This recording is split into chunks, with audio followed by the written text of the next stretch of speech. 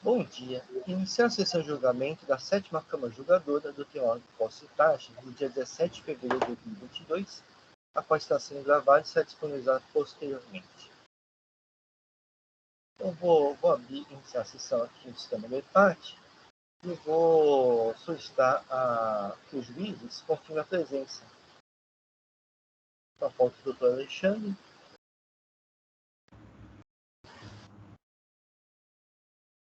Tem outra confirmação de todos os juízes presentes.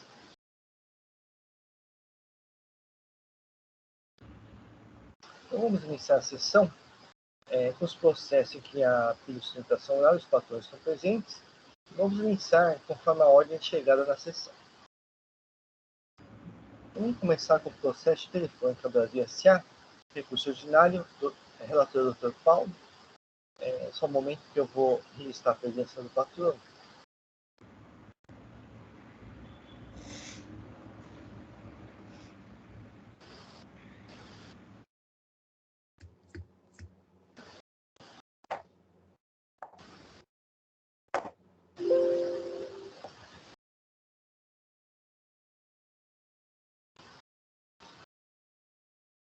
Então, o Dr. Paulo nos apresenta os autos. Ok. O auto de infração só tem um item, que deixou de pagar o ICMS devido no valor tal, no período tal, conforme indicado no demonstrativo 3, por ter emitido notas fiscais de serviço de telecomunicações, contendo itens de desconto condicionais, os quais apresentavam valores negativos, inclusive de imposto, reduzindo a base de cálculo e os totais dos débitos de imposto destacados nos documentos fiscais lançados no livro Registro de Saídas, por meio de escrituração fiscal digital. Segundo declarações do contribuinte, contratos de prestação de serviços e outros elementos obtidos pelo fisco, os referidos itens de documentos fiscais relacionados individualmente no demonstrativo 1, constituem descontos condicionais concedidos aos clientes e, dessa maneira, não poderiam ter abatido o montante de imposto devido nas referidas prestações de serviços de telecomunicações. No demonstrativo 2B foram totalizados itens de desconto, e daí já foi feito no outro demonstrativo. É isso. Foi apresentada a defesa, teve a decisão de primeira instância, e importante que foi anexado o expediente, as folhas 11.883 e seguintes ao processo, que consta uma ação do Sindicato Nacional de Empresas de Telefonia e Serviço Móvel e Celular Pessoal, na qual a atuada é supostamente associada e teve decisão final transitada em julgado. Esse processo, ele reconhece, né, a impossibilidade da cobrança da taxa de juros do Estado de São Paulo, instituída pela Lei 13.918. É isso. Podemos passar para sustentação oral. Então, doutor Rodrigo, fique à vontade para a sustentação oral. Obrigado, presidente. Bom dia a todos. Como bem mencionado pelo relator, doutor Paulo, o caso trata de operações realizadas no ano de 2015 sobre acusação fiscal de descontos tidos como condicionais e abatidos de forma indevida da base de cálculo do ICMS. Acho que antes de falar do direito, eu preciso falar um pouco da sistemática desses descontos, como ela acontece. A Telefônica, ela tem contratos com grandes clientes. Então, vou citar um exemplo, o Tribunal de Justiça de São Paulo, que precisa daquele serviço chamado DDR, que é descagem direta a ramal, que é mais conhecido como linha fixa, que a gente não usa mais hoje em casa, né, praticamente está em desuso, mas muitas empresas e muitos órgãos públicos ainda precisam de um número grande de ramais. Então, nós estamos tratando dessa situação específica. O que acontece aqui nesses contratos? Você tem aquela sistemática de cobrança que é muito parecida com aquelas questões de mercado. Leve 3 e pague 2. Então, como funciona a sistemática de desconto desses contratos? É uma minutagem que é feita mensalmente e você tem uma tabela nesses contratos de que quanto mais minutos você consumir, maior o desconto. Então, um exemplo, 1.000 minutos, 5% de desconto. 2.000 minutos, 10% de desconto, e assim sucessivamente. Na ótica do fisco, isso seria supostamente uma condição e seria indevido, então, esse abatimento desse desconto da base de cálculo do ICMS. Esse é o primeiro pilar da autuação.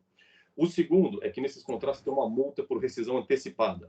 como aquela multa que todos nós temos nos nossos aparelhos celulares. Você faz um plano com alguma operadora, do ponto de vista regulatório, elas podem cobrar uma multa que ela é proporcional ao tempo remanescente de vigência desse contrato, que geralmente é de 2 anos. Então, quanto mais tempo você ficar, essa multa ela vai decaindo com o passar do tempo e é cobrada se o cliente cancelar o plano de forma antecipada.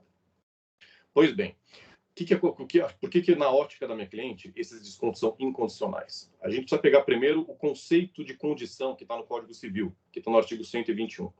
Condição para o Código Civil, que tem que ser valorado no direito tributário com base no artigo 110 do CTN, o Instituto de Direito Privado, fala que condição é aquele negócio jurídico atrelado a um evento futuro e incerto. No presente contrato, não há nenhum grau de futurabilidade e nem incerteza. Por quê? Porque o fato gerador do ICMS é mensal. Então, como funciona? Naquele mês, determinado mês, a Telefônica verifica no cliente quantos minutos foram consumidos, vai para o contrato, aplica o desconto conforme os minutos que foram concedidos e emite uma nota fiscal com esse desconto já refletido com base no contrato. Uma vez emitida essa nota fiscal, não tem alteração do preço nunca mais. Ela é definitiva. E o STJ já analisou essas questões, foi para a mercadoria, não foi para a prestação de serviço, mas foi para o ICMS, que é a mesma matriz constitucional, com as mesmas regras. O que o STJ falou?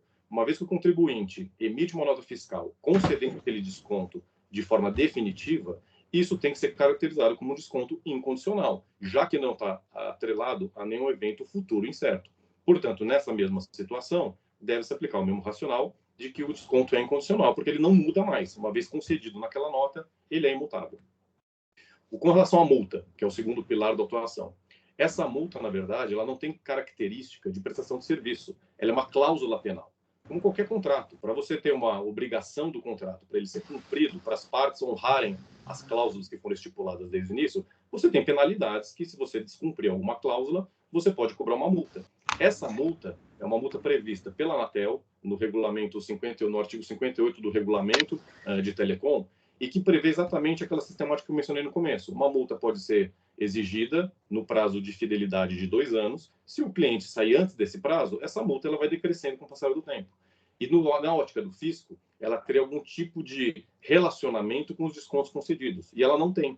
Essa multa ela é prevista em regulamento da Anatel e ela vai decaindo com o passar do tempo. Ela vai decrescendo o seu valor com o passar do tempo. Então, diante disso, os 2 pilares da autuação na ótica da minha cliente, eles são equivocados, porque não interpretaram direito as regras vigentes, a legislação em vigor, e nem o espírito e as cláusulas desse contrato. Acho que é importante trazer para todos os julgadores que foram encomendados 4 pareceres, porque aqui nós temos conceitos de direito tributário, direito civil e direito regulatório. Então, de direito tributário, foram encomendados 2 pareceres, um do professor Carrasa e um do professor Heleno Torres, que analisaram os contratos que foram objeto dessa autuação e chegaram à conclusão categórica de que esses descontos não têm caráter de condição, que eles são incondicionais e que estava correto, portanto, a postura do dado pela Telefônica de fazer o abatimento da base de cálculo do ICMS. Outro parecer juntado foi do professor José Guerreiro, professor da USP de Direito Civil, que analisou o termo condição no Código Civil com os contratos e chegou à conclusão que o termo condição também não está presente. Portanto, esses descontos têm caráter incondicional e, mais do que isso, como é uma multa com caráter de cláusula penal, também foi analisado nesse parecer que essa multa não se confunde com a prestação de serviço, que é uma multa que é nos termos que a regulamentação da Anatel permite. E, por fim, um parecer regulatório do professor Floriano Azevedo Marques, que também é professor titular e diretor da Faculdade de Direito, que também analisou especificamente essa cláusula da multa desses contratos e chegou à conclusão que não tem nenhum tipo de relacionamento dessa multa com os descontos e que, portanto, a Telefônica exige uma multa que é permitida pela legislação e pelo poder regulatório, que no caso é a Anatel.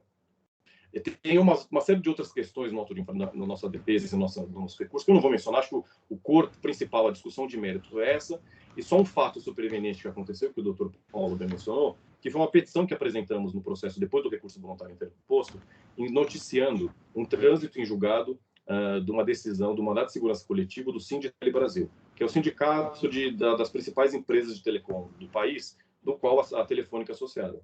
O que ficou decidido nesse mandato de segurança coletivo? Que São Paulo não poderia exigir sobre todos os fatos geradores dos filiados do Sinditele os juros que ultrapassem a taxa Selic. Então, por conta disso, em cumprimento a uma decisão judicial transitada em julgado, ela é uma causa extintiva do crédito tributário, artigo 56, inciso 10 do CTN. Portanto, no presente caso, é só aplicação imediata do que deve ser, do que já foi decidido pelo Poder Judiciário e que deve prevalecer sobre os julgamentos que são realizados no âmbito do TIT.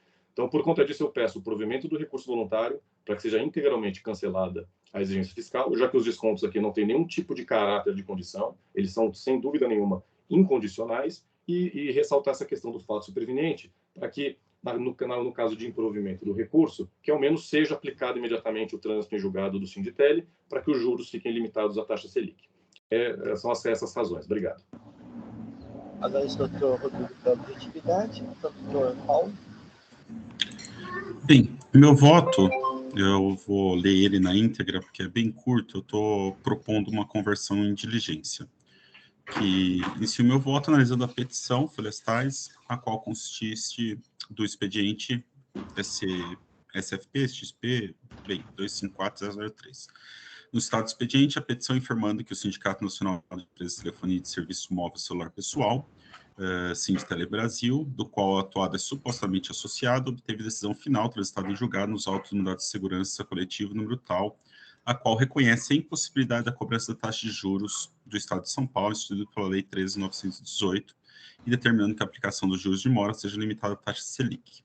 Note-se que a matéria tratada do processo judicial também é objeto do recurso ordinário, o que faz que seja necessária a análise de concomitância da via administrativa com a via judicial. Dessa forma, entendo necessária a conversão do julgamento em diligência à douta Procuradoria Fiscal do Estado de São Paulo para que, em colaboração, certifique o trânsito em julgado dos autos do mandado de segurança impetrado pelo Sinditel Brasil, informe se tal decisão aproveita o contribuinte autuado no presente AIM, e junte cópia da petição inicial e da sentença transitada em julgada. Após o cumprimento da diligência, nos termos acima proposta, deve ser dada oportunidade para a recorrente e a douta representação fiscal manifestarem-se. Posto, voto pela conversão do julgamento em diligência, a PGE, nos termos expostos acima. É este o meu voto. Eu acho que a gente não consegue avançar sem definir essa questão, porque se a gente entender no mérito o não provimento do recurso, a gente vai recair na questão dos juros, e daí tem uma questão aí, se a Telefônica é associada, se essa decisão aproveita a Telefônica. Muito bem, então o processo está em discussão. Não havendo inscritos, eu vou encerrar os debates. Vou verificar o quórum de presença.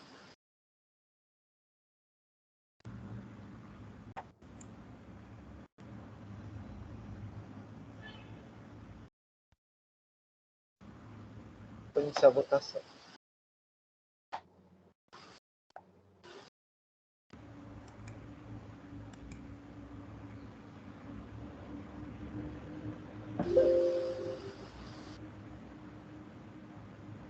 Vencida a votação, doutor Rodrigo, então o processo vai ser convertido em julgamento de diligência com a confirmação da PGE quanto à ação relativa aos juros.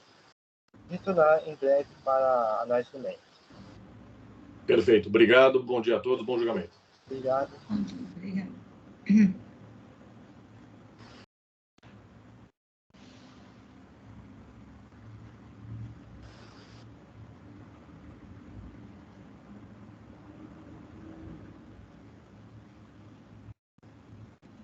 Então, vou passar para o processo da Samsung Eletrônica da Amazônia Limitada, recurso ordinário relativo da doutora Maria Anselma. Só um momento aqui que eu vou fazer o registro da presença do patrono.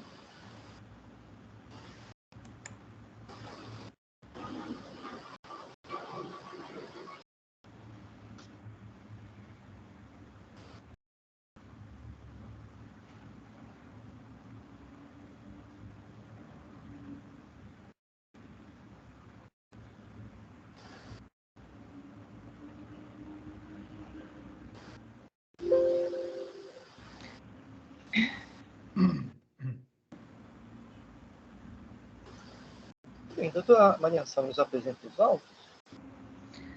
Ok, doutor. Bom dia, presidente. Bom dia a todos. Recurso ordinário da Samsung Eletrônica da Amazônia Limitada contra a decisão que julgou procedente o AIM. Trata-se de uma única infração com relação à aplicação da alíquota, tendo-se utilizado indevidamente da alíquota interestadual de 4%, prevista na resolução número 13 de 2012 do Senado Federal. O ICMS devido foi calculado pela diferença entre a alíquota interestadual de 7% e 12%, e aquela destacada na nota fiscal eletrônica de 4%. Portanto, a infringência ao artigo 56, 58, artigo 215, parágrafo 3º, item 4 da letra B, artigo 87 do RICMES. E a capitulação da multa nos termos do artigo 85, inciso 1, a linha C, combinado com os parágrafos 1, 9 e 10 da Lei 6.374 de 89. A autuada foi devidamente notificada do AIM, apresentou tempestiva defesa de folhas 2031 a 2065, alegando preliminarmente nulidade do auto de infração por inobservância ao programa de estímulo à conformidade tributária, Lei número 1370/2018, uma vez que não permitiu ao contribuinte a possibilidade de autorregularização sem imposição de sanção. O autuado afirma que é classificado no programa nos conformes como A+, onde o fisco deveria ter instaurado procedimento de análise fiscal prévia, ao invés de ter lavrado o presente auto de infração. Ainda preliminarmente, alega nulidade do auto de infração por falta de descrição clara dos fatos, elementos probatórios e capitulação legal, violando a ampla defesa, o contraditório e o princípio da motivação. No mérito, a autuada afirma que as operações se tratam, na verdade, de remessa entre estabelecimentos do contribuinte, entre matrizes e filiais, e, portanto, não há que se falar em circulação de mercadorias, e não incidência do imposto, conforme súmula 166 do STJ, e solicita a conversão do julgamento em diligência para comprovar que essas operações foram realizadas entre seus estabelecimentos. Ainda alega que há erro no cálculo do saldo devedor de ICMS, uma vez que centraliza a apuração do imposto no estabelecimento de CNPJ número tal, onde houve saldo credor em todos os meses suficiente para a quitação do tributo eventualmente devido. Onde, se o fisco tivesse recomposto a sua conta gráfica, verificaria que não há nenhum valor do tributo devido. Afirma que houve retorno das mercadorias ao seu estabelecimento por devolução, o que anula todos os efeitos da operação anterior, conforme o artigo 4º, inciso 6º do regulamento do ICMS 2000. Juntando por amostragem algumas devoluções e requerendo novamente conversão do julgamento em diligência. Por fim, requer redução ou relevação da multa nos termos do artigo 527-A. Alega que a multa tem caráter confiscatório e aplicação dos juros, de mora à base de cálculo das multas de ofício e que os juros moratórios devem ser limitados à taxa Selic. Não houve manifestação fiscal. As folhas 2162 e 2175, o ilustre julgador de primeira instância proferiu a decisão nos seguintes termos. Diante de todo exposto, conheço da defesa e julgo procedente a pretensão fiscal veiculada no presente AIM e, por conseguinte, ratifico a penalidade aplicada, mantido o crédito tributário. Interposto o recurso, a contribuinte requer a reforma da decisão, conforme folhas 279 a 219. O pressuposto foi admitido, a DTJ deferiu o processamento às folhas 2.220. Então, diante do pedido de sustentação oral, eu suspendo o julgamento e passo a palavra ao presidente. Muito bem, então, doutor Fernando, fique à vontade para realizar a sustentação. Bom dia a todos, bom dia, relatora, doutora relatora, bom dia aos demais presentes. Acho que o mais importante aqui, a gente analisar algumas questões fáticas aqui, que são importantes para a gente, para ser entendido aqui o tipo das operações que foram objeto aqui da autuação fiscal e aí que incorre, portanto, essa alegação tem algumas nulidades aqui que eu acho que vale a pena serem consideradas, e aí a questão do mérito, efetivamente, algumas, e a natureza das operações que foram objeto da autuação. Tá? Inicialmente, quer dizer, como a relatora, a doutora relatora já mencionou, né, a recorrente entende que o auto de infração nem deveria ter sido lavrado ou deveria ser declarado nulo, tá? Pela seguinte razão: trata-se de uma contribuinte, né, nota A mais no sistema dos nos conformes pela lei estadual, e que, com isso, ela teria direito de ter, pelo menos, e ela fez esse requerimento, de ter passado por uma análise fiscal prévia dessas operações. Isso não foi nem considerado pela fiscalização, que optou por lavrar o auto de infração, né, desconsiderando, inclusive, as condições, né, inclusive, de saldo credor e etc., que poderiam ter, inclusive, sido utilizados até para saldar algum débito eventualmente levantado pela fiscalização. Então, de plano, a recorrente espera, então, que o auto seja anulado para que seja dado a chance dessa recomposição da escrita, enfim, para verificação desse saldo credor, né? Porque havia, inclusive, um saldo credor muito superior ao débito aqui cobrado. Tá? Então, esse é um primeiro ponto, né? Sob pena de a gente realmente ignorar a existência dessa lei, né? Que veio, né, contribuir aí para que os contribuintes, né? Perdão do jogo de palavras, pudessem,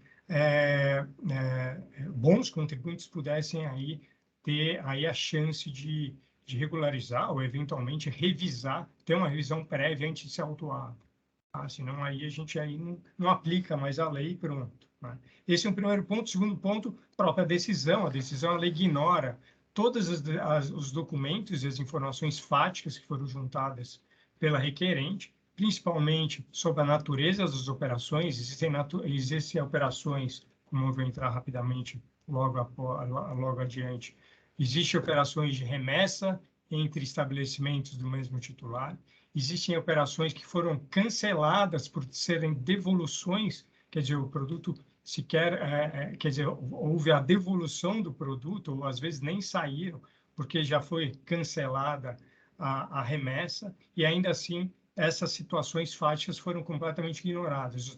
As notas fiscais não foram analisadas e, no máximo, a decisão fala que algumas notas são de valores irrelevantes e, portanto, não deveriam sequer ser consideradas aqui para fins da análise da decisão de primeira instância, o que também leva a uma nulidade na visão da recorrente da própria decisão de primeira instância. Portanto, deveria, então, ser anulado e ser baixado os autos para que eles pudessem ser analisados corretamente em primeira instância.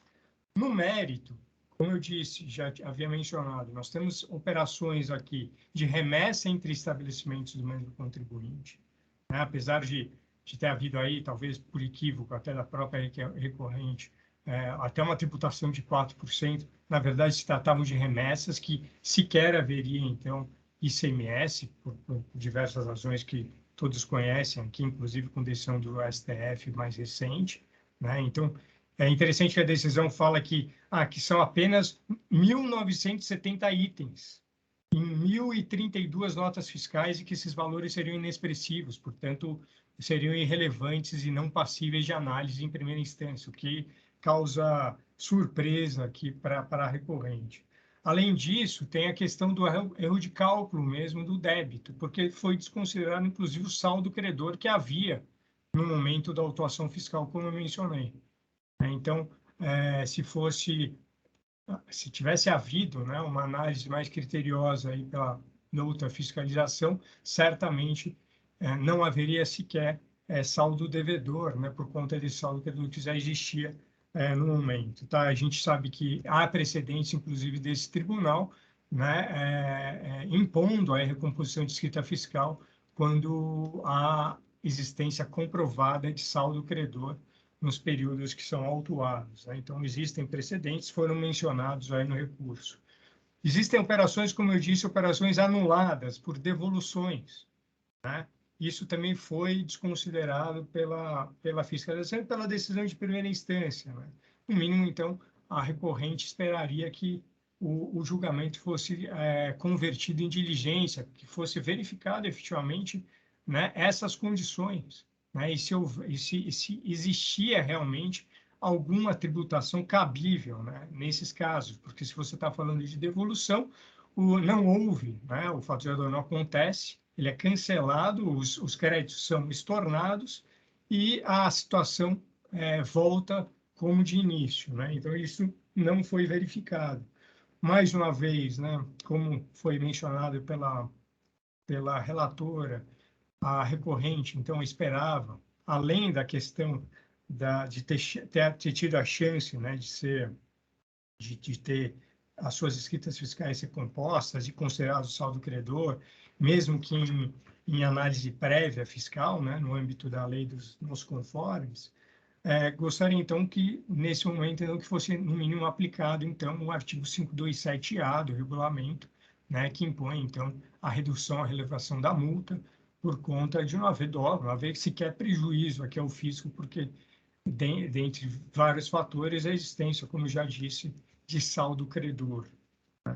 E, por fim, obviamente, existe aí a aplicação de multa sobre juros, né? A multa realmente extrapola os limites que o STF já indicou como razoáveis, né? Então, enfim, por fim, a própria aplicação dos juros de mora, que estão, obviamente, acima da Selic, né? Em que pese o fato de já ter havido, inclusive, mudança legal, né? Na legislação do Estado de São Paulo, ainda se aplicou aí o critério de juros muito acima da Selic, sobre o qual também a recorrente espera que seja revisto.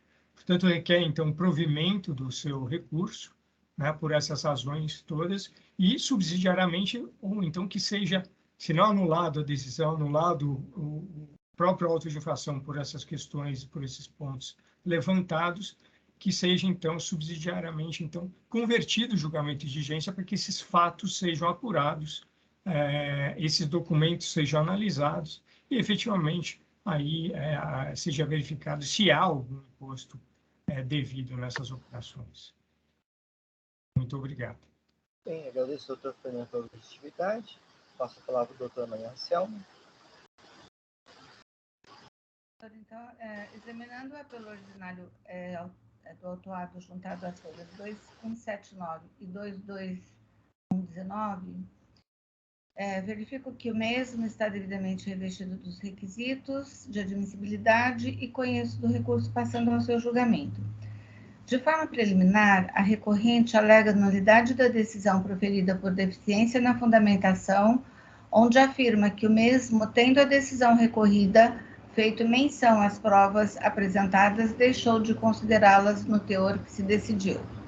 Porém, tenho que discordar da recorrente, uma vez que a decisão proferida está devidamente fundamentada, tendo se manifestado de forma detalhada as razões e a demonstração dos fatos que levaram o julgador a decidir. Ademais, a própria recorrente afirma no item 21 do recurso, abro aspas, ainda que a decisão recorrida tenha analisado as notas fiscais apresentadas pela recorrente, as quais demonstram que houve a devolução de parte das mercadorias, simplesmente desconsiderou esse fato, fecho aspas, demonstrando que a análise das provas foram feitas, porém, demonstrando somente a não concordância da recorrente com a decisão proferida pelo ilustre julgador da primeira instância. Afasto a alegação de nulidade. Ainda em preliminar, novamente a recorrente alega a nulidade do auto de infração por inobservância da Lei Complementar 1320 de 2018, Programa de Estímulo à Conformidade Tributária, uma vez que não permitiu à recorrente a possibilidade da autorregularização sem imposição da sanção. Porém, afasto tal alegação de nulidade, onde o julgador de primeira instância apresentou em sua decisão de folhas 2162 a 2175 de forma detalhada e brilhante as razões pela não nulidade do AIM. Ainda tenho que tecer algumas considerações sobre tal tema. O artigo 14 da referida Lei Complementar número 1320/2018 prevê o incentivo aos contribuintes do ICMS para que se regularizem por meio de procedimentos específicos nos seguintes termos.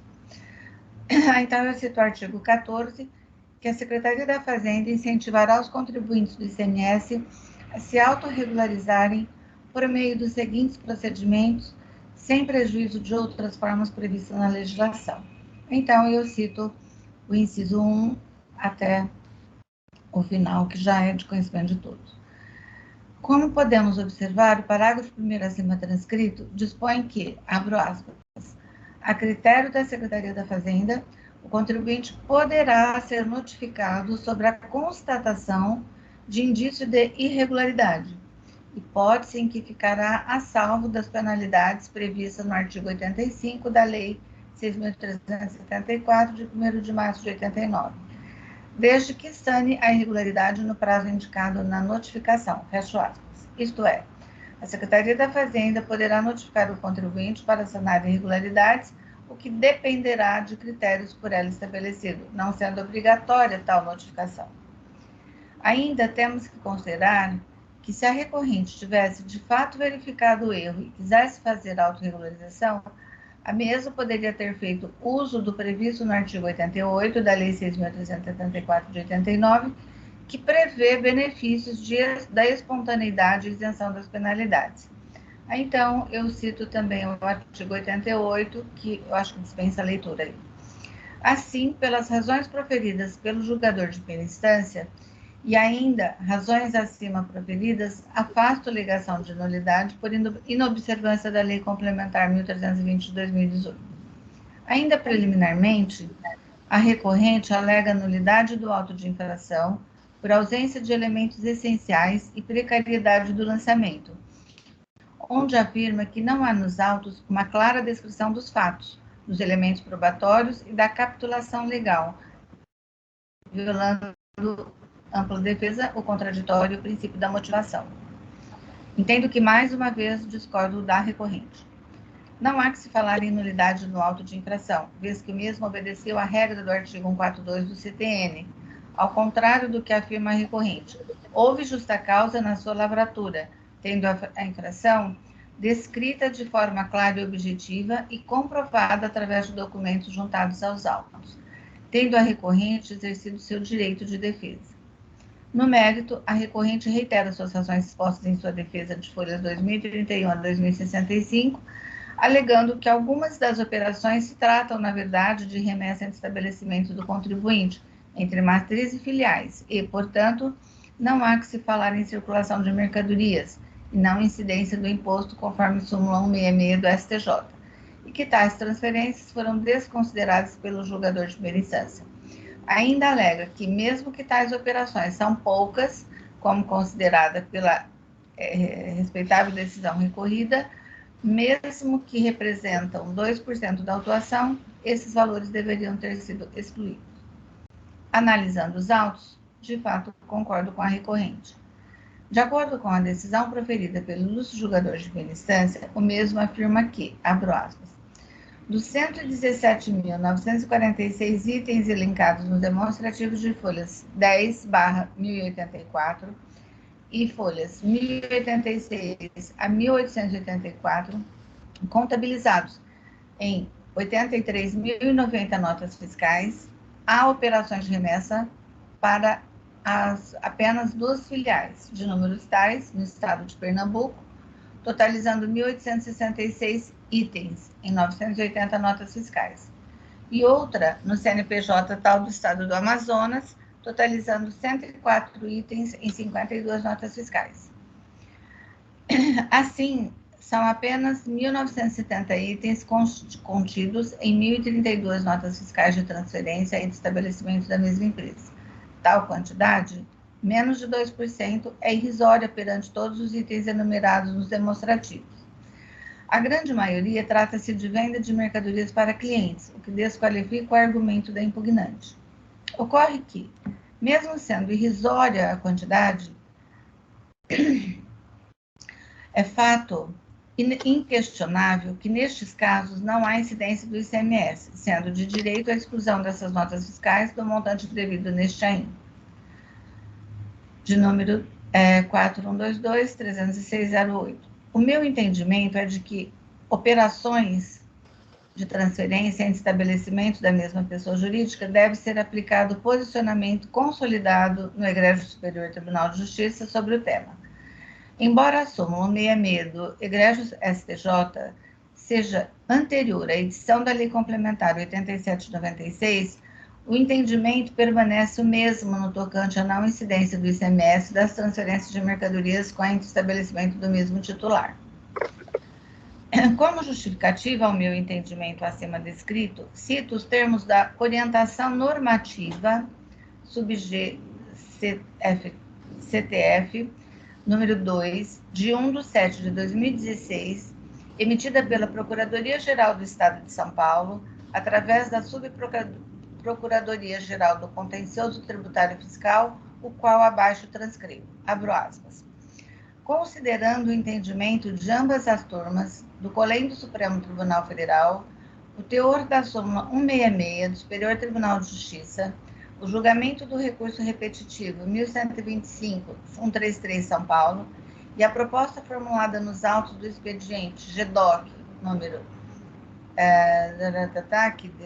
de 2016, fica autorizada, grifo aqui, a não interposição de recurso de apelação, recurso especial e recurso extraordinário em face de decisão que reconhece a não incidência do ICMS sobre o simples deslocamento de mercadoria de um para outro estabelecimento da mesma contribuinte, mesmo na hipótese de serem estabelecimentos localizados em diferentes estados da federação. Não estão abrangidos por essa autorização outras matérias eventualmente discutidas na mesma ação, as quais, na ausência de outra orientação, deverão ser objeto de recurso cabível à espécie. Aí eu fecho aspas e os grifos são meus. Ainda quando do julgamento do RESP número 1125-133/São Paulo, sob a sistemática dos recursos repetitivos da controvérsia, em agosto de 2010, a Colém da primeira sessão do Egrégio STJ ratificou o entendimento da citada súmula 166, a qual dispôs, abro aspas, não constitui fato gerador do ICMS o simples deslocamento de mercadoria de um para outro estabelecimento do mesmo contribuinte, fecho aspas. A decisão acima referida também se harmoniza com inúmeros outros precedentes do STJ, do Egrégio Superior Tribunal Federal, que entende-se que a matriz constitucional do ICMS somente autoriza a cobrança do imposto nas operações jurídicas de circulação de mercadorias, as quais devem obrigatoriamente ser dotadas de natureza mercantil, não bastando tanto haver a simples movimentação física de bens em estabelecimento de um mesmo contribuinte, ainda que localizados em estados distintos. A atual legislação processual civil amplia as hipóteses de força vinculante em sentido estrito, e tal eficácia é também atribuída às decisões proferidas nos procedimentos de recursos especiais e de recursos extraordinários repetitivos e nos incidentes de resolução de demandas repetitivas e de assunção de competência, artigos 985, parágrafo 1º, combinado com o artigo 928, 947, parágrafo 3º, 988, inciso 4º. Dessa forma, decisões proferidas em sede de recursos especiais repetitivos, exatamente como se verifica em relação ao acórdão proferido quando o julgamento do RESP número 125-133 São Paulo, devem ser acatados e observados pelos tribunais, sejam eles judiciais ou administrativos. Em constante discussão perante este tribunal, a aplicação da súmula 166 do STJ vem sendo aplicada em várias decisões proferidas pelos ilustres juízes relatores, onde cito a atual e brilhante decisão proferida pelo ilustre juiz Juliane de Pietro nos autos do auto de infração número 4.120.497, dígito 9, e conforme trecho que abaixo transcrevo. Acho interessante ler.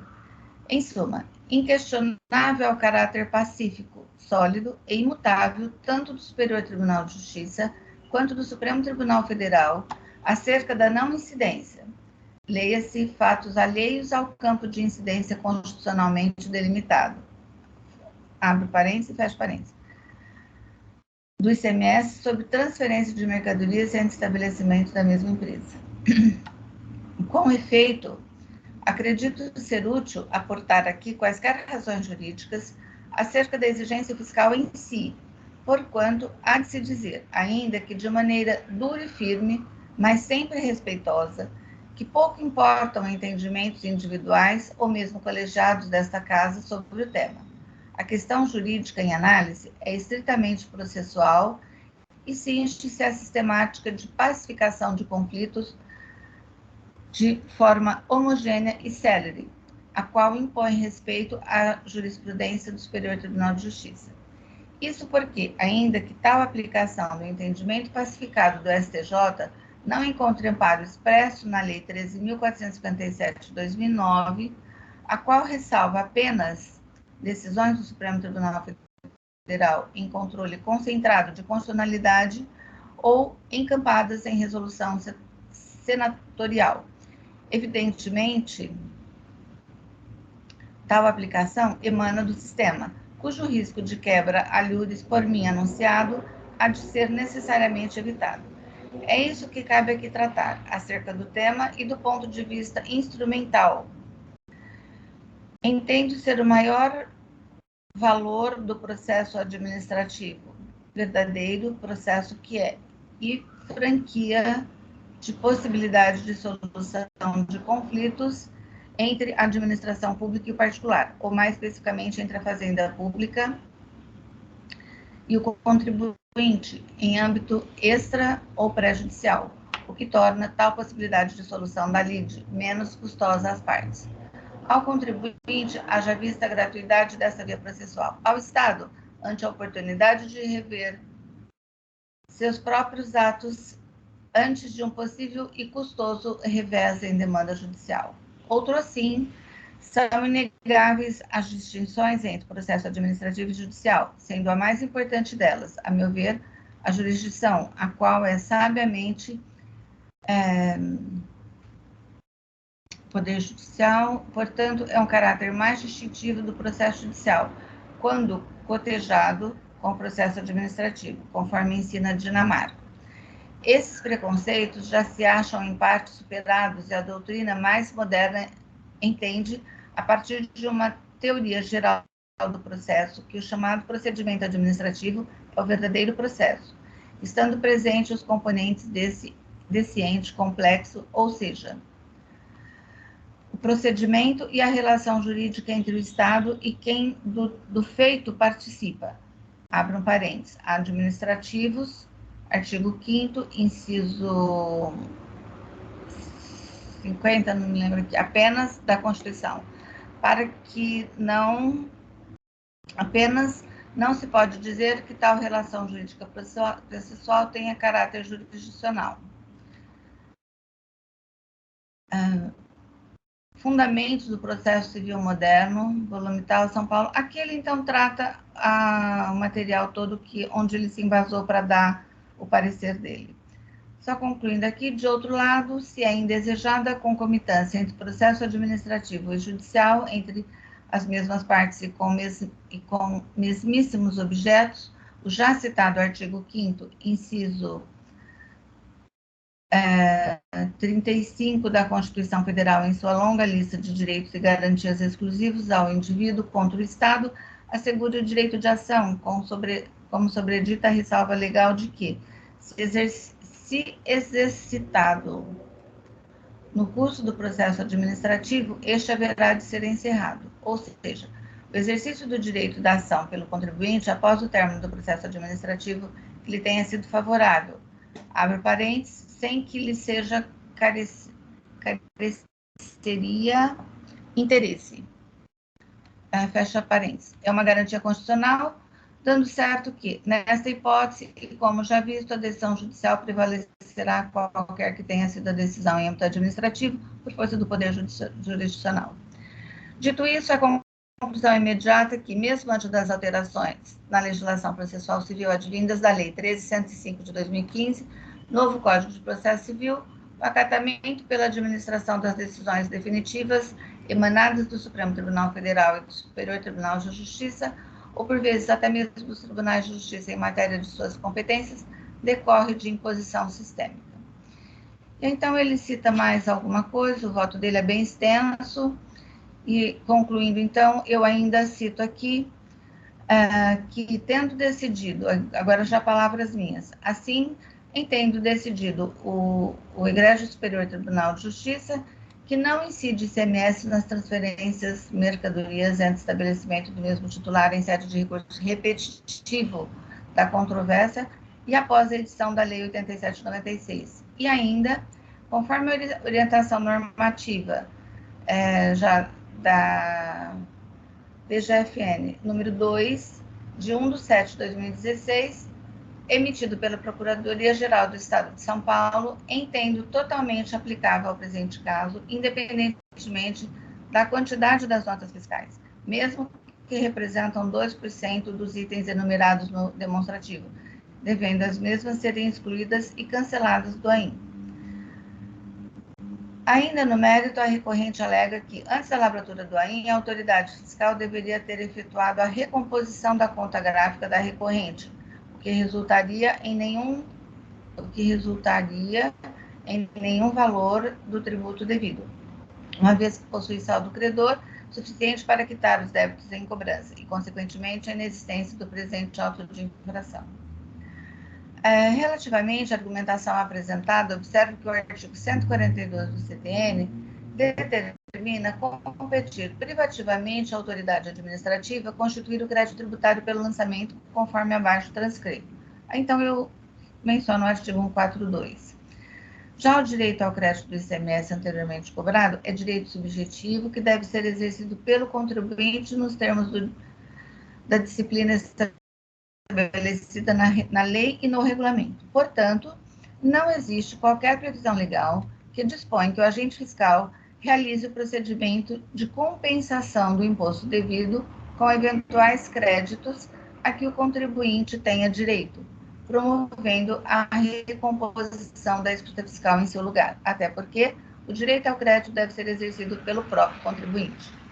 Ainda no mérito, a recorrente reafirma que parte das saídas interestaduais sob autuação foram anuladas a partir da devolução das mercadorias ao estabelecimento da recorrente, retornando à exata situação antes da operação, que tal fato foi totalmente ignorado pela fiscalização.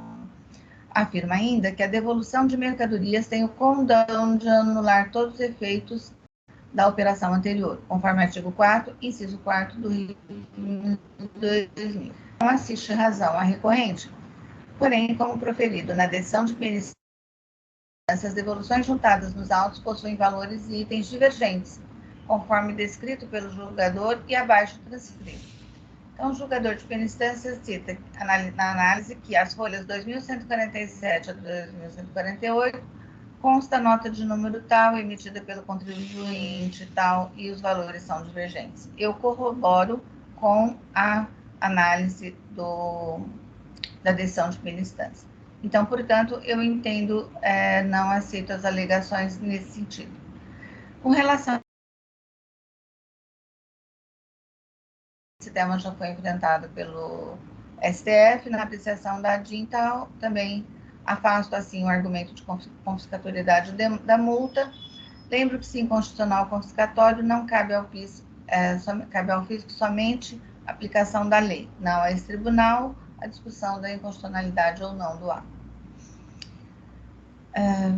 Por fim, com relação ao pedido de redução da multa nos moldes do artigo 92 da Lei 6.374 de 89, combinado com o artigo 527-A do RICMES, razão não assiste a recorrente, uma vez que nas infrações descritas nos itens 2.6 a 2.12, não alcançadas pela decadência, houve falta de recolhimento de imposto sendo assim vedada a redução conforme transcrevo abaixo. Diante do exposto de tudo que dos autos consta, conheço o recurso ordinário interposto por Samsung Eletrônica da Amazônia para dar parcial provimento somente para cancelamento dos lançamentos referentes às notas fiscais, onde há operações de remessa apenas entre as filiais, mantendo o restante da decisão recorrida. É como voto, presidente. Coloco a sua apreciação. Muito bem, doutora Marcela, agradeço. Pedir apenas para fazer o registro do voto, o processo está em discussão. Eu já adianto que eu vou fazer uma preferência em relação às operações de transferências, porque por hora eu ainda vou manter essa acusação fiscal. Então eu vou fazer uma preferência nesse sentido. Peço ao doutor Marcela que registre o voto para solicitar a preferência. Ok, doutor, já estou fazendo isso.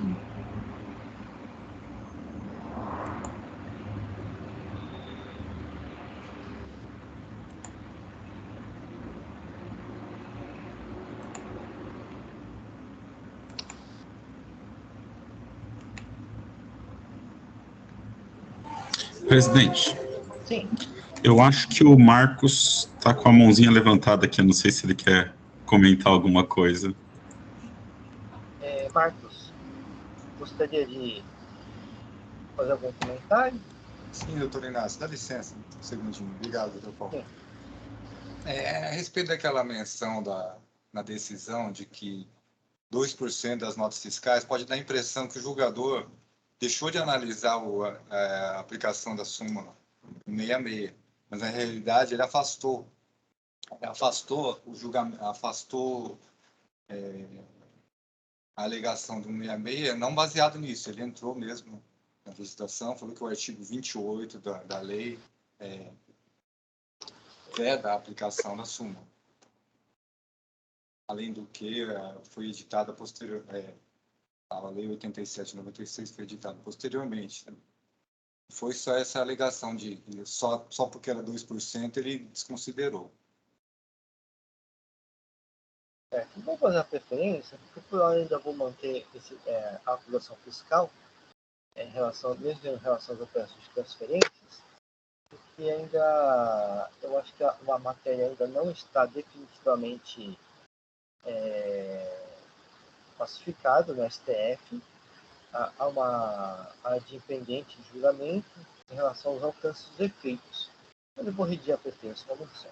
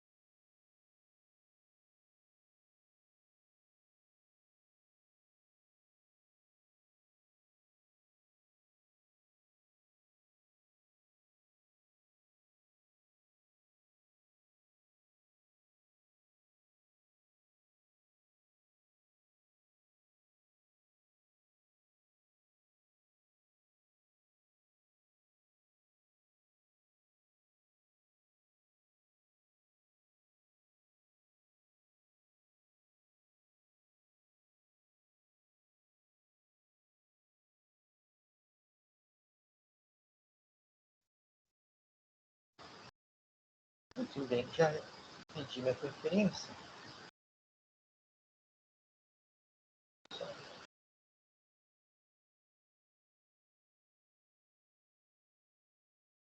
Vou dar minha preferência.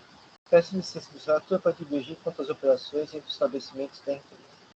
Tanto a Lei Complementar 87, quanto a Lei 104, traçamento do protocolo pageador, e o imposto alimento meio competito, NP para o estabelecimento titular. Então, eu cito aqui uma resposta à consulta, em que entende a incidência do imposto na situação, e também que a jurisprudência da Câmara Superior que apreciou por várias vezes essa matéria, entendendo que realmente incide o ICMS nessas operações. Digo ainda, a recente ADC 49, que estabeleceria o entendimento da STF quanto à matéria, ainda se encontra pendente de julgamento dos seus embargos de declaração. Assim, não é possível determinar o seu conteúdo e alcance em termos definitivos. Assim, sem seu trânsito julgado, não é aplicável o artigo 28 da Lei 3457 de 2009. Trata de aspecto relevante, como se verifica no decidido da Câmara Superior no processo local, em que foi discutido o caso que o STF decidiu pela modulação dos efeitos de uma ação direta de inconstitucionalidade. Eu trago aqui uma decisão da Câmara Superior, uma matéria similar foi discutida. Então, isso aí é uma matéria relevante e está pendente de julgamento para o STF. Então, destaque mantém registros fiscais relativos às operações entre estabelecimentos da mesma empresa. Observe que, como exposto pelo julgado pela instância, a pretendida auditoria fiscal prévia traz fundamentação e regulamentação, como determinado especialmente pela Lei Complementar 1320 de 2018. O decreto número 64433 de 2019 apenas regulamentou a classificação dos contribuintes nos termos do artigo 5º a 12 da Lei Complementar 1320, assim não é possível a pretensão recorrente em face da ausência de normas disciplinadores. Ademais, o contribuinte apresentou petição após o recebimento da OSF, ou seja, ele já se encontrava sob fiscalização, o que impede, de qualquer modo, de beneficiar-se do Instituto disposto da Lei Complementar 1320, no mais a componente legal da legislatura, então predisposto com esse, ao recurso ordinário. Então, o processo está em discussão. Não havendo mais inscritos, eu vou encerrar os debates.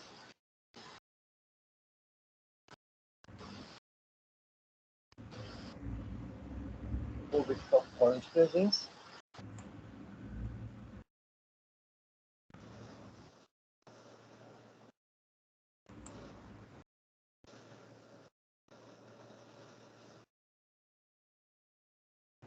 E vou iniciar a votação.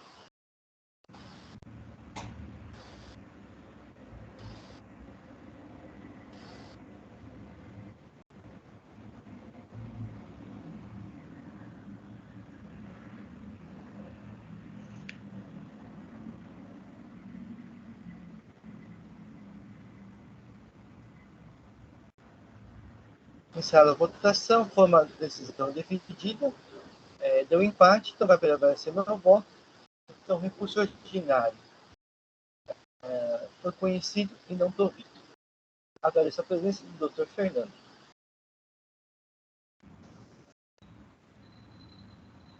Tchau, muito obrigado. Obrigado, bom dia a todos. Obrigado. Obrigado pela presença.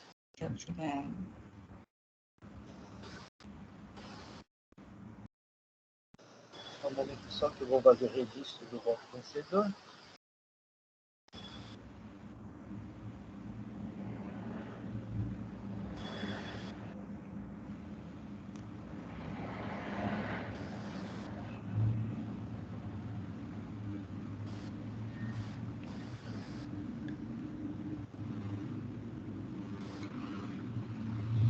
Vamos passar para o processo de Cabum Comércio Eletrônico S.A., recurso ordinário de minha relatoria. Só um momento que eu vou fazer registro da presença do patrono.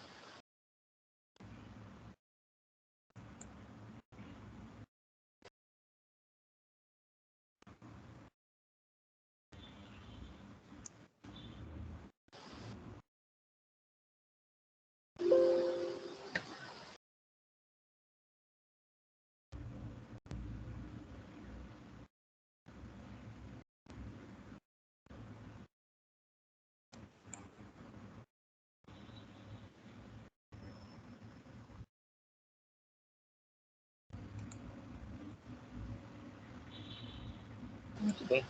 Trata de recurso ordinário, recurso por contribuinte, contra a decisão proferida pelo ETJ2, o J. Ribeirão Preto, que julgou procedente o auto de infração. Acusação fiscal, acreditar-se indevidamente ICMS por lançamentos temporâneos no campo 57 das dias dos meses de janeiro, maio e julho de 2016 e notas fiscais de aquisição de mercadorias com a finalidade de uso e consumo no próprio estabelecimento, material de embalagem para condicionamento no transporte das mercadorias comercializadas. A decisão primeira instância julgou o procedente OAIN, inconformado com a decisão primeira instância, a contribuinte interpôs recurso ordinário, apresentando em síntese seguintes alegações: nulidade de decisão primeira instância por violação contraditória com a defesa, nulidade da infração por erro de direito ao crédito, não é devida a multa em razão da ausência de tipicidade específica e estreita da norma, que fundamenta a aplicação da sanção, não cabimento do cómputo dos juros sobre a multa. Por fim, requeriu a nulidade da ação requerida, nulidade da infração, o cancelamento da infração, renovação da multa aplicada e que os juros de mora não incidem sobre a multa e em patamar superior à taxa C. A doutora aplicação fiscal manifestou-se pelo não conhecimento de argumentos relativos à suposta falta de tipicidade da norma sancionadora, bem como o pedido de afastamento dos juros e da alegada inconstitucionalidade da Lei 634/39 e não por meio de curso ordinário. A protesto de explicação oral, então o doutor Tiago fica à vontade para realizar a explicação oral. Muito obrigado, bom dia a todos, senhor presidente. A minha sustentação oral vai ser bastante breve, eu tenho uma apresentaçãozinha que eu vou projetar para os senhores, mas antes disso, é só uma dúvida para o presidente, que é o relator também, deste processo, se não há prevenção para a relatora Maria Alice Formigoni. Por que isso? Esse processo entrou em pauta já, dia 9/11 do ano passado. Tá? Ela era relatora na primeira Câmara. Ela proferiu seu voto, dando provimento ao recurso, por sinal, e o processo saiu em vista para o presidente da Câmara na época, o João Maluf. Tá? Só que em virtude do final do ano, né, e a remanejamento dos julgadores, a doutora Maria Alice foi para a segunda Câmara. E o processo foi redistribuído para a sétima Câmara. Então, não sei se aplicaria-se, nesse caso aqui, o parágrafo 2º do artigo 27 do regimento, em que poderia manter com ela essa relatoria. É só uma dúvida que me veio. Não há prevenção. Como houve no final do biênio, todos os processos pendentes são redistribuídos.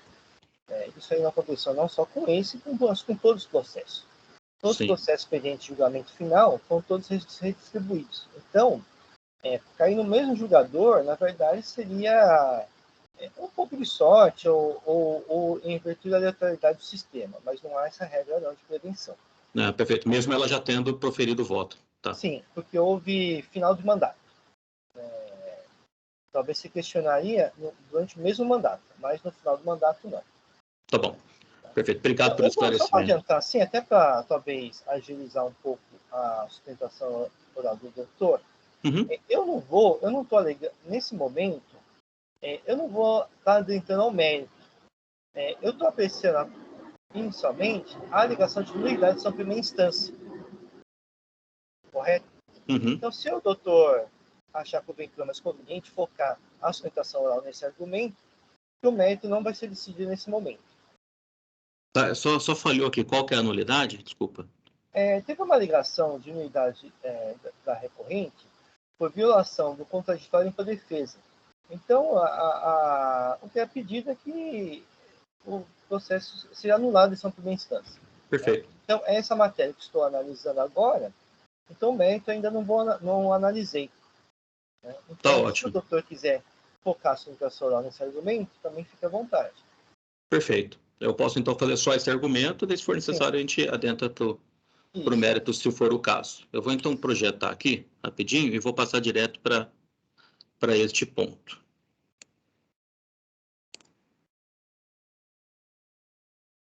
Os senhores já conseguem ver a apresentação? Sim. Tá, só vou passar aqui para frente só um minutinho, que eu trouxe também todo o processo produtivo e vários argumentos de fato. Só com relação às nulidades. Pois bem, bom dia a todos, iniciando, né, formalmente a sustentação oral com relação aos argumentos preliminares. O que nós alegamos em sede de recurso? a nulidade da decisão recorrida. E por que que a gente diz isso? Porque vimos que houve a afronta à ampla defesa por ausência de análise de importantes pontos levantados, tanto em impugnação, em verdade, e na própria, no recurso voluntário.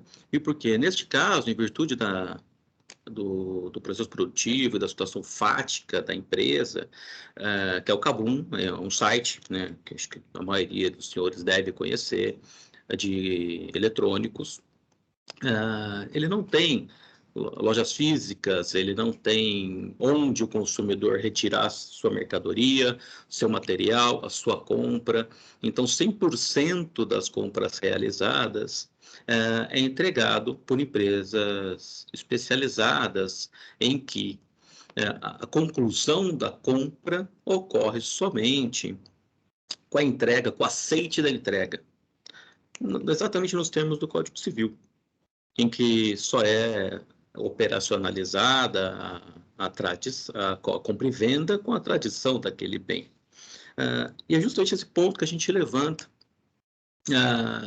que o auto de infração não observou, ignorando essa questão e negando vigência aos artigos do Código Civil.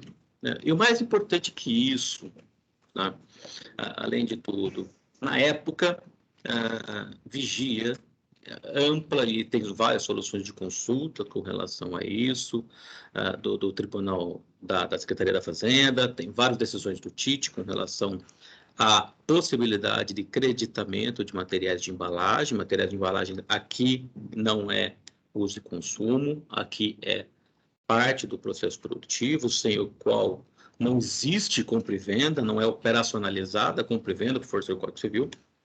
E era ampla a orientação na época, porque os fatos aqui são de 2016. E esse entendimento mudou mais para frente, tá? Inclusive o STJ ainda entende dessa forma e trazemos julgados nesse sentido. Então, entendemos que houve negativa de vigência do artigo 24 da Lei de B com relação a esse ponto, porque era a orientação do fisco naquele momento e, dessa forma, a recorrente agiu de acordo com a orientação do fisco, justamente naquele momento. Então, provoca-se aqui a análise do artigo 24, que não foi realizado, né, nas decisões da decisão recorrida, e por conta disso também há nulidade. Tá? E ainda tem mais um ponto que nós gostaríamos de levantar: a existência de vício material do lançamento, tá? Que no lançamento exige-se o tributo, mas quando, na verdade, deveria ter sido exigido o estorno daqueles créditos. Então, existe um erro, né, de lançamento neste processo, que também não foi analisado, tá, pela decisão recorrida. E é justamente aqui que a gente traz, né, nesse quadrinho que fica bem ilustrativo. Veja só, os fatos foram a glosa dos créditos, gerado pelos materiais de embalagem utilizados como insumos.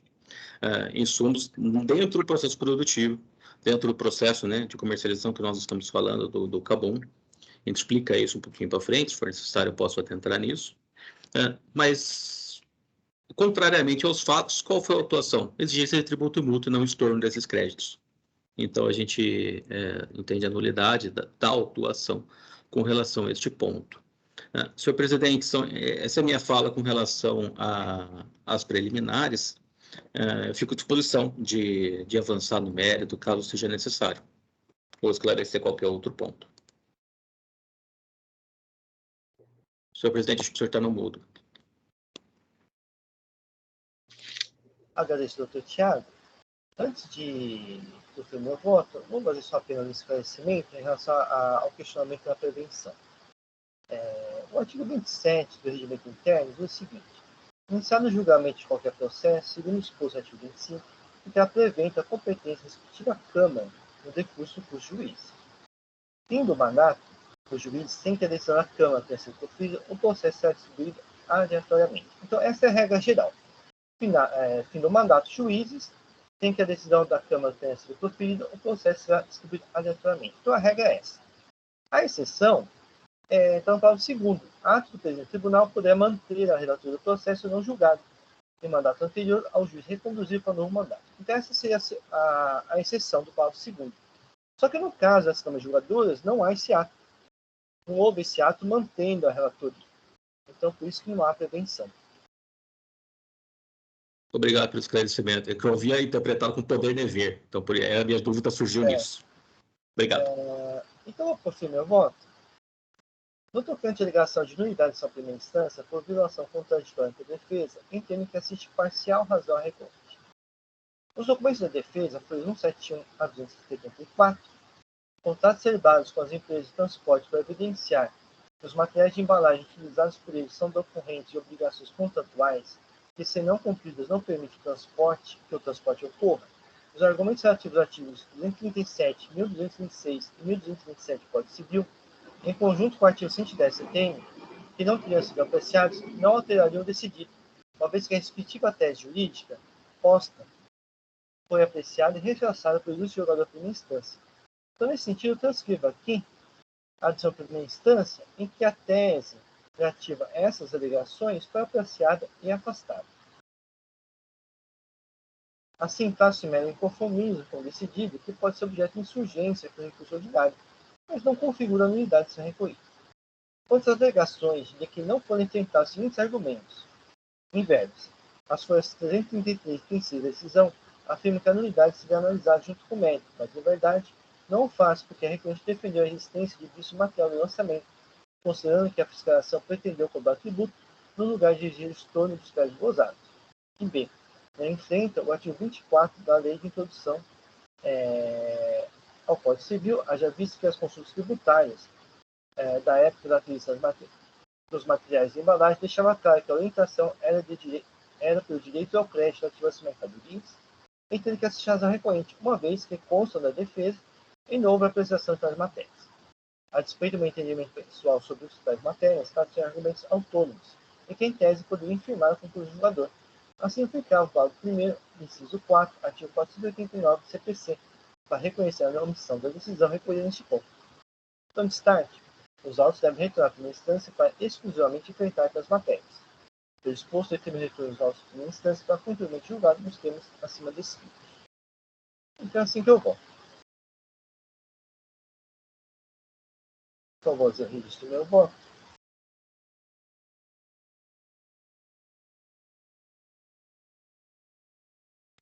Muito bem, o processo está em discussão. Não havendo inscritos, eu vou encerrar os debates.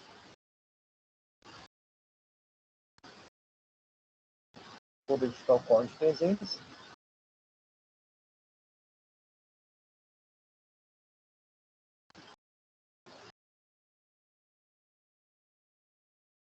Vou iniciar a votação.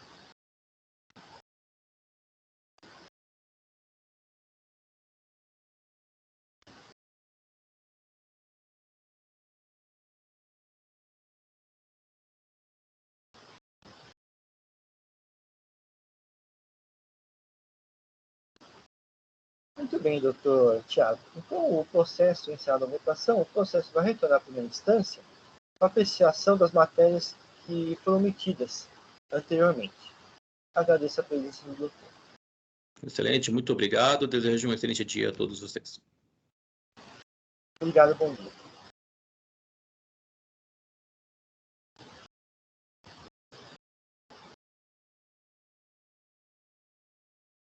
Vamos passar para o processo de Companhia Brasileira de Distribuição, recurso ordinário. Relatoria da doutora Maria Selma. Só um momento que eu vou fazer o registro da presença da patrona.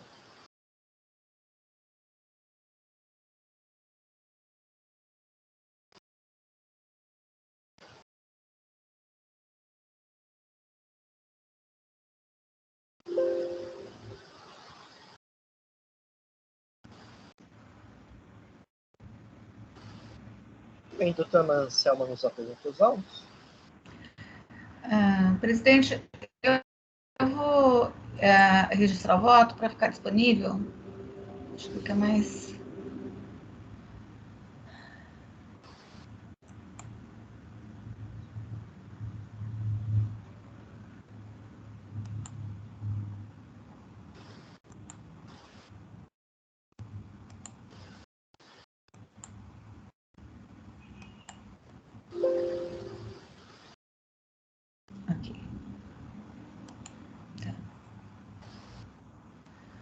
Passa aqui, então, trata-se de uma única infração da companhia, de um único item de auto da infração da Companhia Brasileira de Distribuição.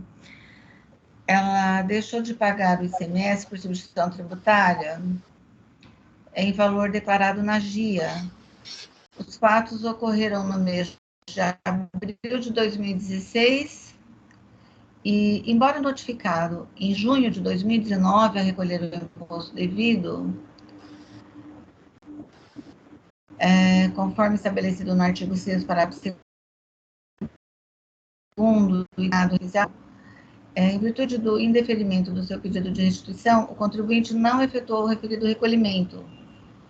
Então, para se comprovar tudo isso, juntou-se ao presente AIN os seguintes documentos: relatório circunstanciado, cópia do processo GEDOC, cópia dos arquivos digitais, cópia dos registros fiscais, cópia da apuração de ICMS-ST, cópia do cadastro de contribuintes do Estado de São Paulo, cópia da notificação, cópia do regime especial, e aí, então, a infringência aos artigos 59, artigos 269, artigo 270, artigo 426A do RICMES e do decreto 45.490 de 2000. A multa foi na capitulação 85, inciso 1, a linha 1, combinado com os parágrafos 1, 9 e 10 da Lei 6.374 de 89. A autuada foi devidamente notificada do AIN, apresentou tempestiva defesa de folhas 12.892, 12.916, alegando em síntese que o presente AIN tem conexão com os AINs de número 4.128.581, dígito 5, e 4.129.728, dígito 3, uma vez que os créditos glosados em cada um deles referem-se aos pedidos de ressarcimento do ICMS-ST, onde o AIN 4.129.728, dígito 3, GIA, abre parênteses, GIA de março de 2016, fecha parênteses, versa sobre o saldo remanescente do quanto aproveitado em fevereiro de 2016, AIN número 4.128.581, dígito 5, fecha parênteses, e o AIN 4.130.402, dígito 0, GIA, abre parênteses, GIA de abril de 2016, versa sobre o saldo remanescente do quanto aproveitado em março de 2016, abre parênteses, AIN 429.728, dígito 3, fecha parênteses. E, para evitar decisões contraditórias, os casos devem ser reunidos e julgados em conjunto. A autuada alega que o fisco não observa o seu direito à recuperação do ICMS-ST nas operações de aquisição de mercadorias cujas saídas são interestaduais, conforme autorizado pelo artigo 269, inciso 6 do RICMES São Paulo, e procedimentos estabelecidos pela Portaria CAT 17 de 99, alega que as notas fiscais selecionadas pela fiscalização para indeferimento dos pedidos de ressarcimento do mês de junho de 2015, fundamento para a lavratura do presente AIN, não são relativas ao período do mês de junho de 2015.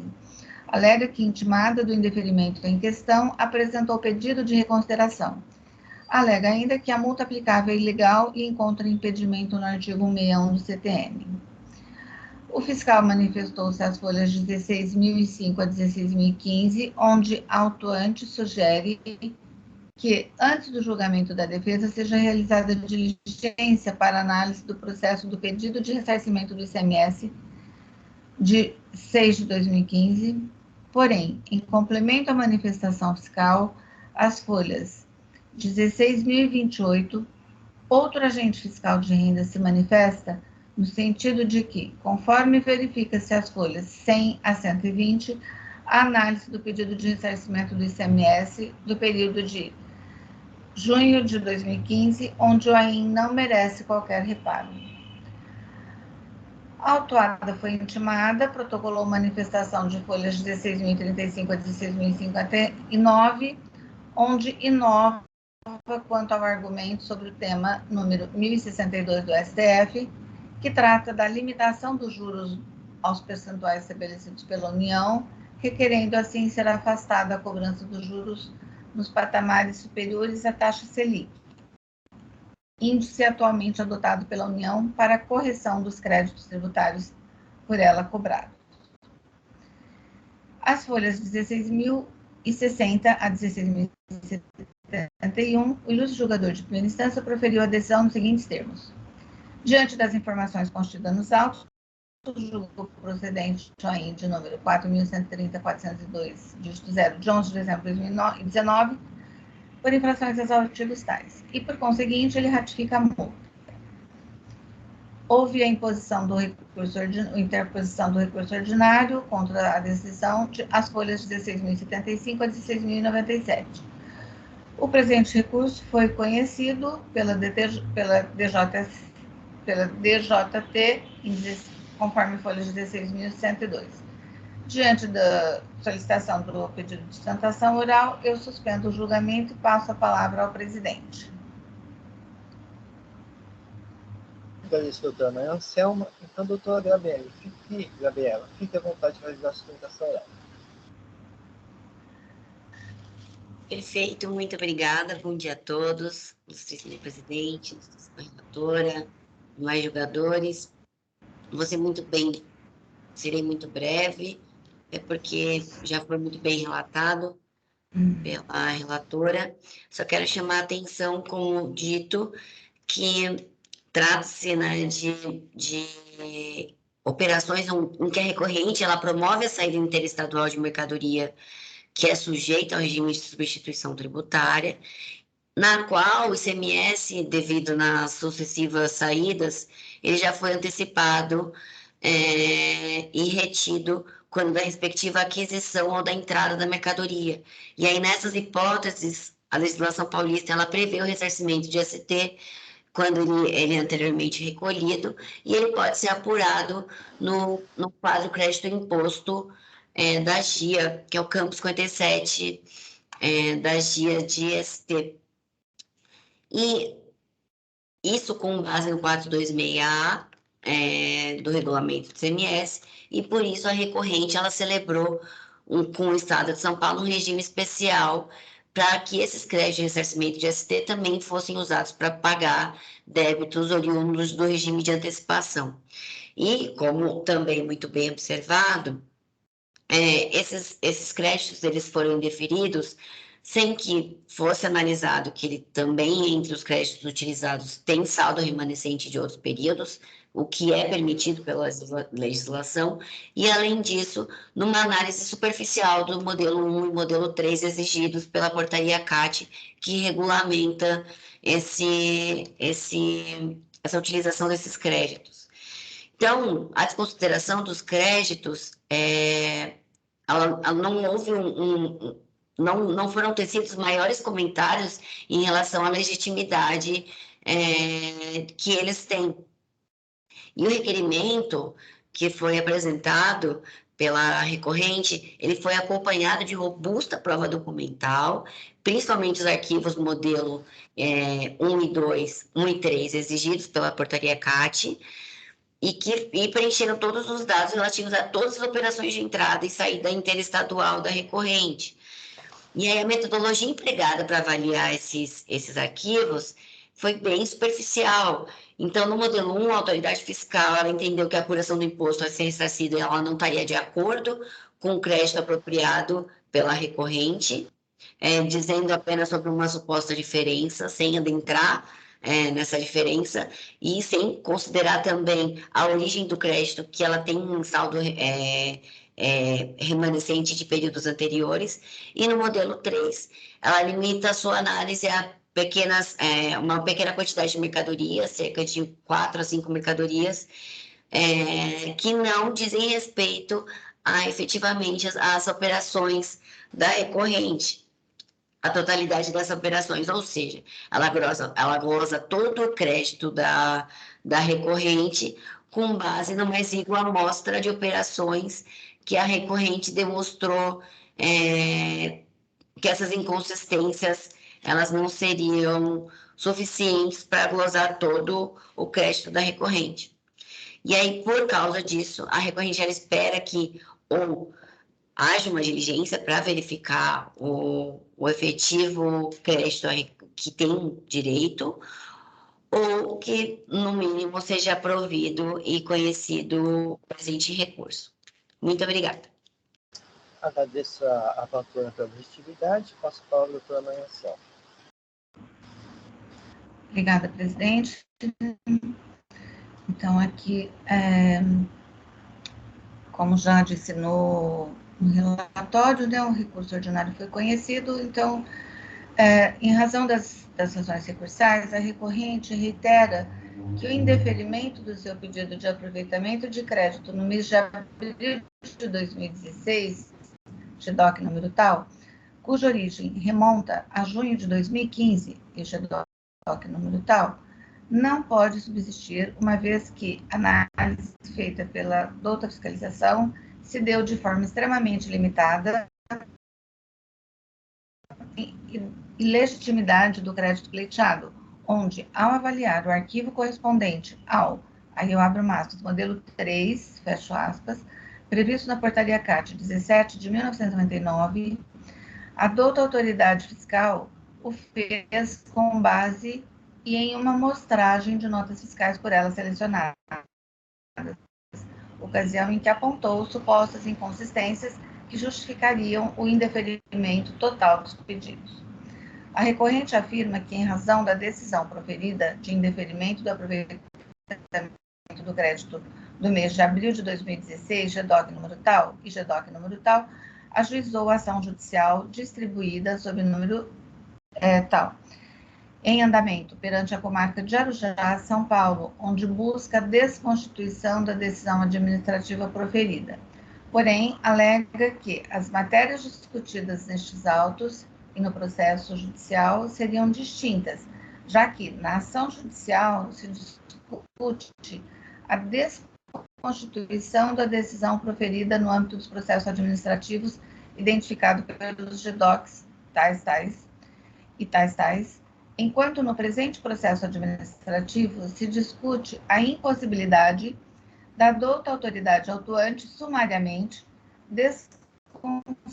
desconsiderar a compensação de débito realizada em dia ST no mês de junho de 2015 e abril de 2016, mas que a existência da referida ação importa o sobrestamento do presente processo judicial até a decisão final.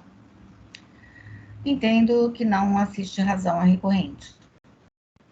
Primeiramente, tenho que frisar que a ação judicial citada pela recorrente em suas razões recursais foi interposta em 11 de setembro de 2020 e somente noticiada pela contribuinte, ora recorrente, em 28 de junho de 2021, juntamente com suas alegações recursais.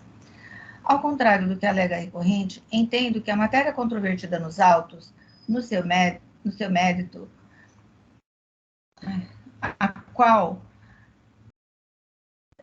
sendo falta de pagamento de ICMS por substituição tributária, em virtude do indeferimento do pedido de restituição dos processos administrativos identificados no GEDOC tal e GEDOC tal, está sendo discutida simultaneamente na esfera judicial, tanto que há nos autos da citada ação anulatória a íntegra do presente AIM, conforme consulta feita perante o site do Tribunal de Justiça de São Paulo. A referida ação judicial anulatória visa justamente anular os processos administrativos GEDOC tal de 2016 e GEDOC tal de 2015, e reconhecer, assim, o direito de ressarcimento do crédito do ICMS-ST. Sendo assim, é indiscutível que há concomitância de discussão de matéria idêntica perante os órgãos de poderes distintos, sendo executivo e judiciário, e em atendimento à harmonia do sistema jurídico, exige-se que um conflito de interesse seja solucionado por uma única via, para evitar, assim, decisões conflitantes. Portanto, tendo a recorrente optado pela via judicial, restou prejudicada a discussão da matéria no contencioso administrativo, conforme previsto no parágrafo 1º do artigo 30 da Lei 13457 de 2009, que abaixo eu transcrevo. Aí transcrevo o artigo 30, parágrafo 1º. A propositura de ação judicial importa a renúncia ao direito de liquidar no processo de litigar no processo administrativo tributário e desistência do litígio pelo autuado, devendo os autos serem encaminhados diretamente à Procuradoria-Geral do Estado na fase processual em que se encontram. Igual entendimento, destaco a jurisprudência da Câmara Superior deste Tribunal de Impostos e Taxas, que abaixo transcrevo. Aí já uma decisão da Câmara Superior que diz no recurso especial da contribuinte não conhecido em razão da concomitância de processos com o mesmo objeto na esfera judicial e na esfera administrativa. Quanto aos juros de mora, devem ser mantidos, tendo em vista tal.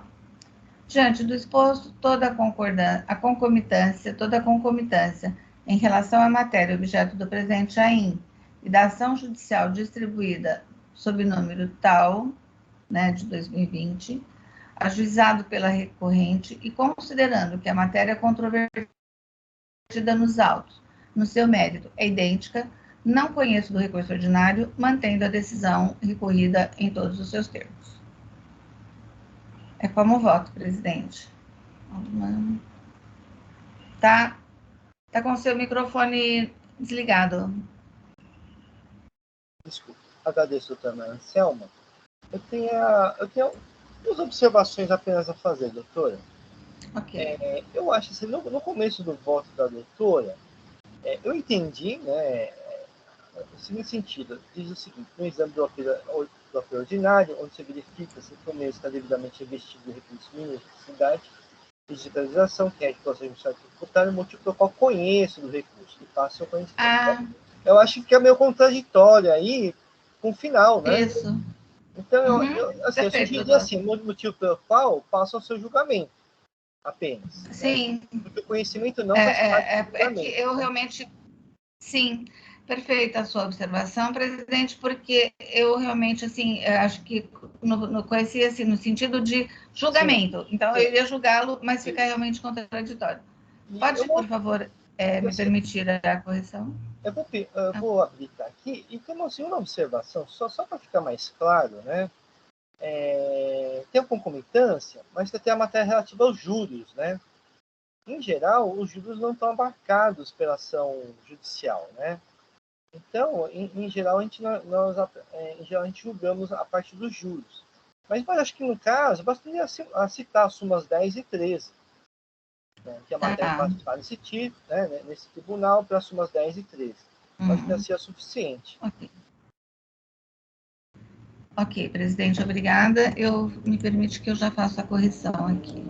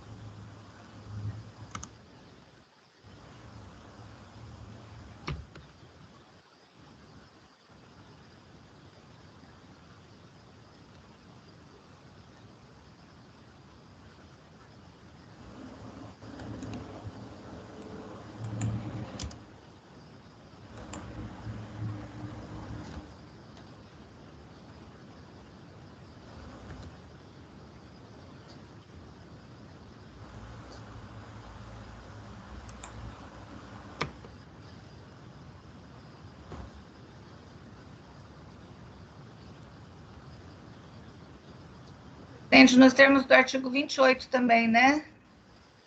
Da lei... Em relação aos juros? Então, eu artigo estaria 28. assim, né? Ó, eu pus assim, ó, despacho no tocante aos juros de mora já está pacificado pelas súmulas 10 e 13 e pela legalidade da aplicação nos termos do artigo 28. Pela legalidade dos juros só. Aí eu colocaria, né, que o artigo 52 da Lei 3457 determina o caráter vinculante das súmulas. Artigo 52 da Lei 13457 de 2009.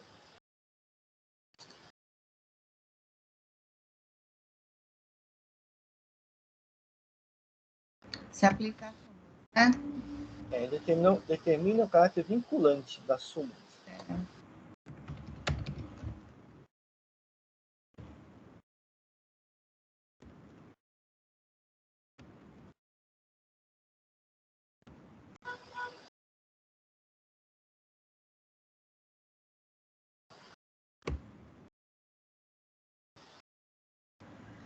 Despacho no tocante aos juros de mora já está pacificado pelas súmulas 10 e 13, pela legalidade da aplicação nos termos do artigo 52 da Lei 13.457 de 2009, que determina o caráter vinculante às súmulas.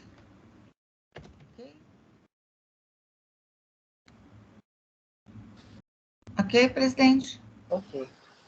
Vamos só ver se realmente foi registrado. Posso registrar? Pode ser.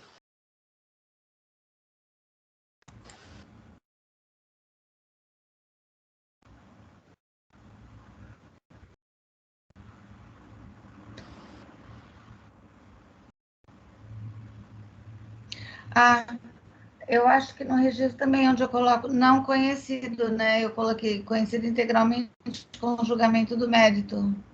Tá. Então é não conhecido, né? Olha só. Vou aqui.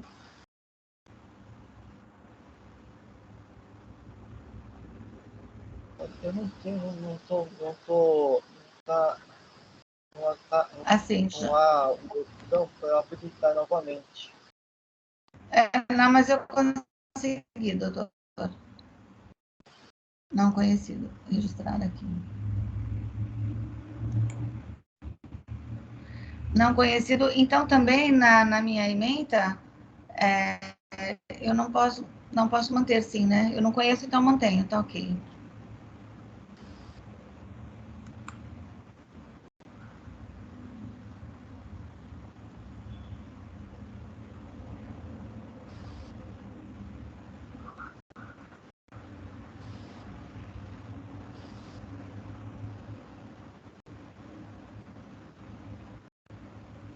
Eu acho que agora está correto, né, doutor?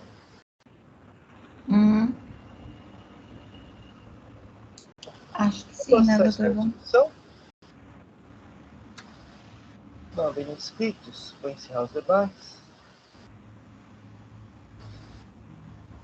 Vou verificar o quadro de presença.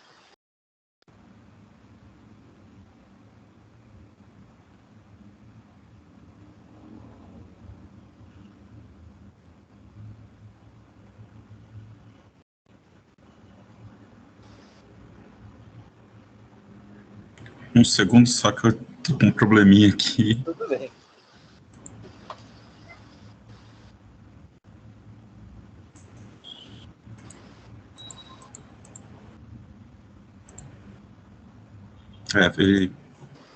Deu problema por inatividade. Vou reiniciar aqui um segundo só. Tudo bem.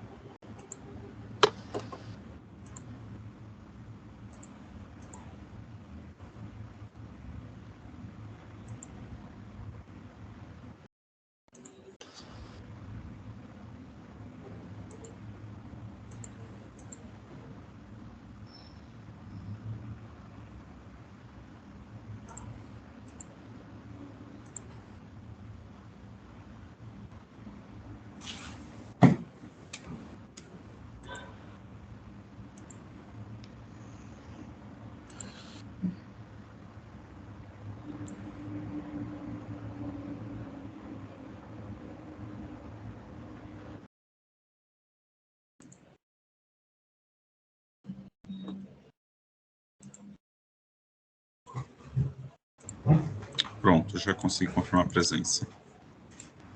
Bem, vou iniciar a votação.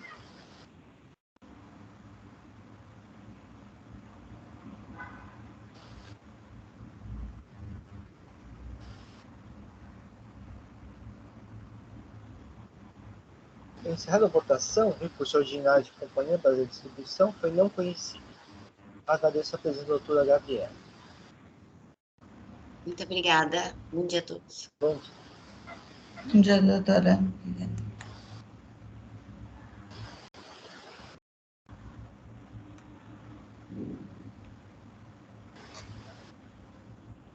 Bem, com isso encerramos os processos do dia de hoje. Então vamos promover aqui o encerramento da sessão de julgamento desta 7ª Câmara Julgadora do Tribunal de Impostos e Taxas do dia 17 de fevereiro de 2022. Pedir a Oswaldo encerrar a gravação